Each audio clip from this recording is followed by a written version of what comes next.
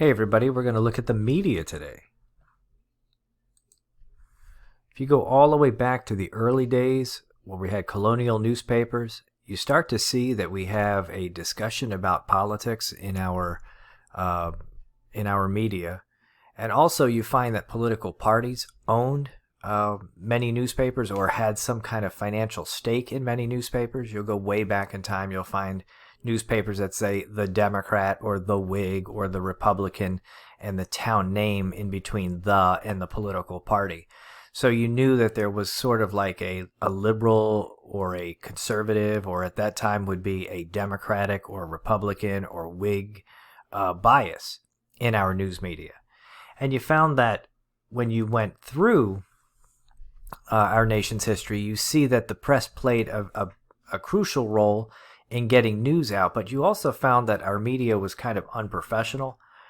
These were not necessarily college-educated folks who were writing, and they also involved themselves in what we would call the yellow press or muckraking that took place in the early 1900s, where we were investigating people but also kind of making up news and making up stories to sensationalize the actual reality of things that were going on at that time in our nation's history.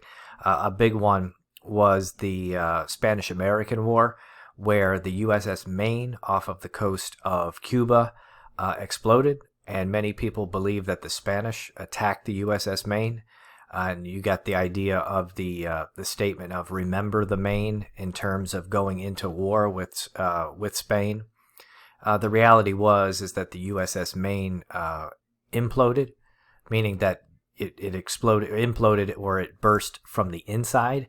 And what the media did was that they took that and they manipulated the actual facts at that time to make it look like that it was an attack from Spain to get the public engaged and on the side of going to war against another nation.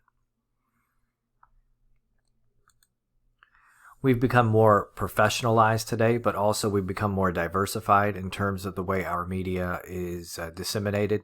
Our information is disseminated, I should say, rather than our media dissemination. But when we look at our media as a whole, we find that we not only get our news from newspapers, which are on the decline, but also from cable and satellite and television and magazines and so on and so forth, and of course the internet. We would call that part of our mass media. The mass media is pretty much everything out there. Within the mass media, you also have news media, where you get your news information from.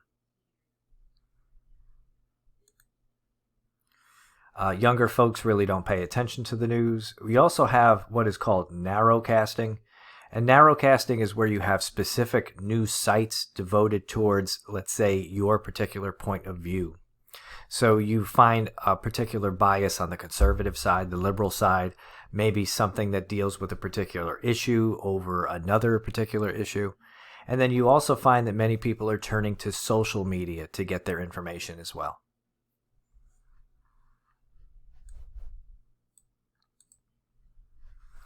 We have a significant concentration of our media in the hands of a few, which means you don't get a diversified amount of information like you would hope.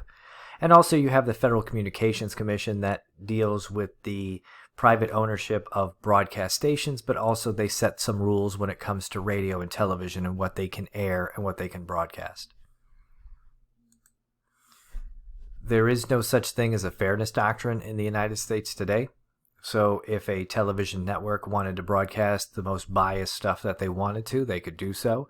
The FCC is really only there to make sure that you don't have indecent broadcasts, whether it's on television or on radio. You do have attack journalism these days, where we find that our media might be hostile towards government and politicians. You also have a liberal bias that does exist. But you also have conservative opinions that do exist as well in our media.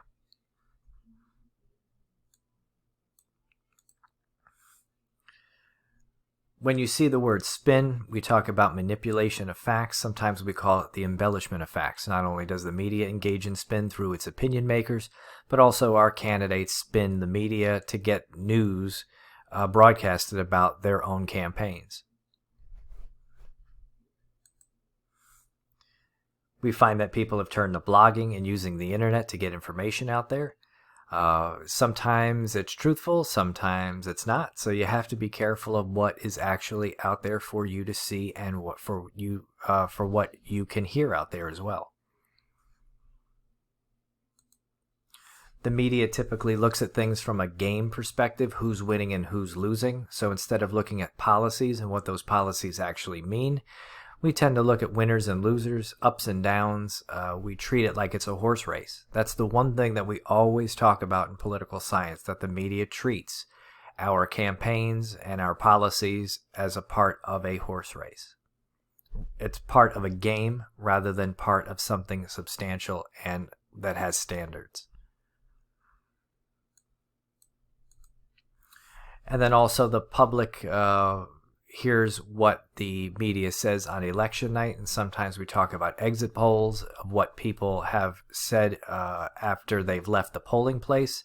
It's one type of polling that does exist. We've talked about some polls in the past. So exit polls have not necessarily been accurate, though, because once you're leaving the polling place and somebody, a pollster, asks you how you voted, you can always lie. And even if you've lied, the person who's conducting the poll doesn't know that, and then they can put that on the air.